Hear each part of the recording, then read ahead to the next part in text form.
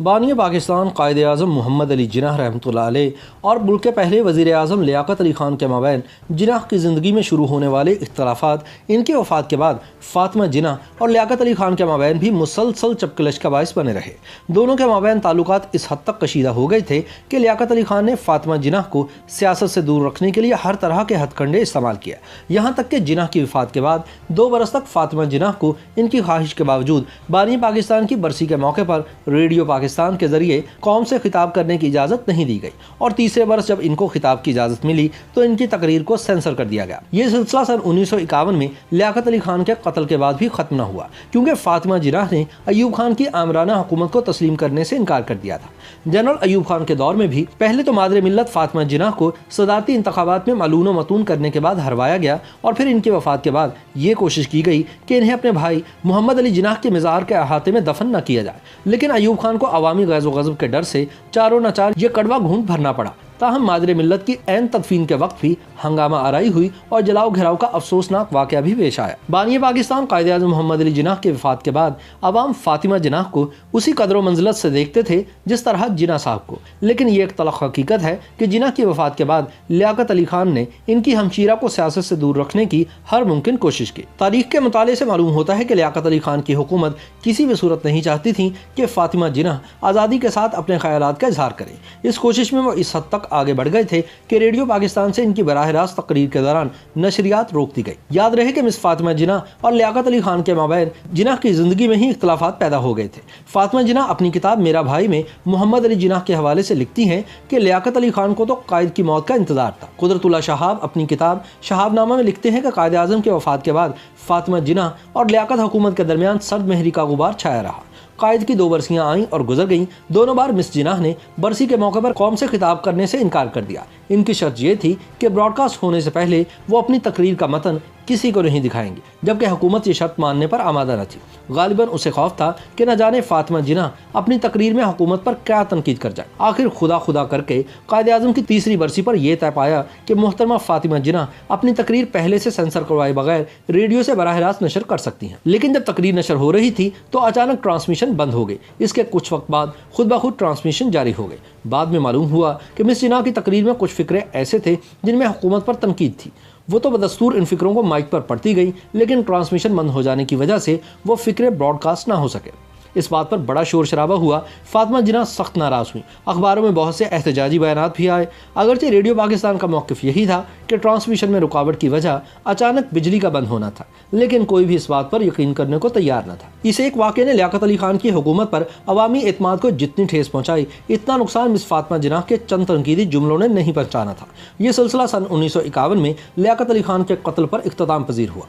लेकिन लियाक़त अली ख़ान के बाद फील्ड मार्शल अयूब खान की फ़ौजी हुकूमत ने भी फ़ातिमा जिन्नाह के साथ नारवा रवैया अपनाए रखा। 7 अक्टूबर सन 1958 को सिकंदर मिर्ज़ा ने मुल्क में मार्शल लॉ नाफिज कर दिया। कमांडर इन चीफ और खुद साख्ता फील्ड मार्शल अयूब खान को मार्शल लॉ का नाज़िम मुकर्रर किया गया। 24 अक्टूबर सन 1958 को अयूब खान ने सिकंदर मिर्ज़ा के तमाम इख्तियारात हासिल कर लिए और मुल्क में फ़ौजी हुकूमत कायम कर दी और मुल्क के ताहियात सदर बनने के ख्वाब देखने लगे। हुक्मरान कन्वेंशन मुस्लिम लीग की जानिब से सदर अयूब को सदारती उम्मीदवार नामजद किया गया। मोहतरमा इब्तदा में इस नामजदगी पर आमादा न थी, लेकिन हिज़्ब मुखालिफ की सियासी जमातों के इसरार पर इन्होंने अयूब खान के मुकाबले पर सदारती इंतखाब लड़ने की हामी भरी ताकि मुल्क को आमरीत से निजात दिलाई जा सके। सदारती इलेक्शन की मुहिम के दौरान सबसे अफसोसनाक वक्त तब आया जब अयूब खान के हामियों ने फ़ातिमा जिन्नाह का इंतखाबी निशान लालटेन आवारा कुत्तों के गले में डालकर मुल्क के मुख्तलिफ हिस्सों में घुमाना शुरू कर दिया। जनवरी सन 1965 में सदारती इंतखाब हुआ। हिज़्ब मुखालिफ के सियासतदानों को इस बात का मुकम्मल यकीन था कि मिस जिन्नाह ही कामयाब होंगे, लेकिन फौजी जनता ने झुर्लू फेर दिया और इलेक्शन कमीशन ने अयूब खान को कामयाब करार दिया। अयूब हुकूमत और फ़ातिमा जिन्नाह के दरमियान इन्हीं कशीदगियों की वजह से मादरे मिल्लत के अचानक पुरअसरार हालात में इंतकाल के बाद इनको मज़ार कायद के अहाते में दफन करने की बजाय ये कोशिश होती रही कि इन्हें कराची के कदीम मेवा शाह कब्रिस्तान में दफन किया जाए। इस कोशिश की अपोजिशन की जानिब से मुखालफत की गई और कमिश्नर कराची को मुतब्बे किया गया कि अगर मोहतरमा फ़ातिमा जिन्नाह को कायद-ए-आज़म के मज़ार के अहाते में दफन ना किया गया तो बलवा हो जाएगा। इस तरह उन्हें कायद-ए-आज़म के मज़ार के अहाते में दफन करने की इजाज़त मिली। मादरे मिल्लत की कब्र कायद-ए-आज़म के मज़ार से 120 फुट दूर बाएं जानिब खोदी गई। मरहुमा की पहली नमाज जनाजा कसर फ़ातिमा में सुबह 8:30 बजे मौलाना इब्ने हसन चारजोई ने पढ़ाई और फिर जब इनकी मैयत पौने 9 बजे कसर फातिमा से उठाई गई तो लाखों आंखें अश्कबार हो गए।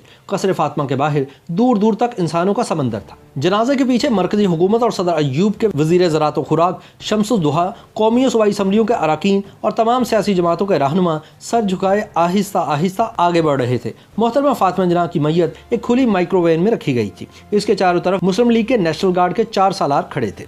जनाजा जूं आगे बढ़ता रहा, लोगों की तादाद में इजाफा होता गया। जनाजे का जुलूस 10 बजे पोलो ग्राउंड पहुंच गया, जहां म्यूनिसिपल कॉर्पोरेशन ने नमाज जनाजा का इंतजार किया था। यहां दूसरी नमाज जनाजा मुफ्ती मोहम्मद शफी ने पढ़ाई। नमाज जनाजा के बाद मैयत को दोबारा गाड़ी में रख दिया गया। उस वक्त दोपहर के 12 बजे थे और लोगों की तादाद 6 लाख से तजावुज कर चुकी थी। अचानक कुछ लोगों ने जनाजे के करीब आने की कोशिश की। पुलिस ने पुरअमन तरीके से इन्हें पीछे धकेलने की कोशिश की तो एक हंगामा बर्पा हो गया और पुलिस को लाठीचार्ज करना पड़ा। आंसू गैस का भी इस्तेमाल हुआ और जवाबी कार्रवाई में पुलिस पर पथराव हुआ।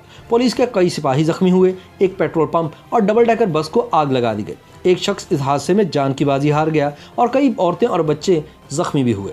12:35 पर KH खुर्शीद और MAH इस्फहानी ने लरसते हाथों, कपकपाते होंठों और भीगी हुई आंखों के साथ खतून पाकिस्तान के जस्ते खाकी को कब्र में उतारा। जो ही मैयत को लाहद में उतारा गया, हुजूम धाड़े मार मार कर रोने लगा। तदफीन की आखिरी रसूमात में शिया अकीदे के मुताबिक तलकीन पढ़ी गई, जिसमें फातिमा बिनते पूंजा पुकारा गया। कब्र को आहिस्ता आहिस्ता बंद किए जाने लगा और 12:55 पर मोहतरमा फातिमा जिन्ना की कब्र हमवार कर दी गई। YouTube पर गूगली न्यूज देखने के लिए youtube.com की सर्च बार में गूगली न्यूज TV टाइप करें। गूगली न्यूज के पेज पर सुर्ख रंग के सब्सक्रिप्शन वाले बटन पर क्लिक करना ना भूलिए। YouTube पेज पर अपलोड होने वाली वीडियोस से बाखबर रहने के लिए बेल आइकन पर क्लिक कीजिए। आपको हर नई वीडियो के बारे में नोटिफिकेशन मौसूल हो जाएगा।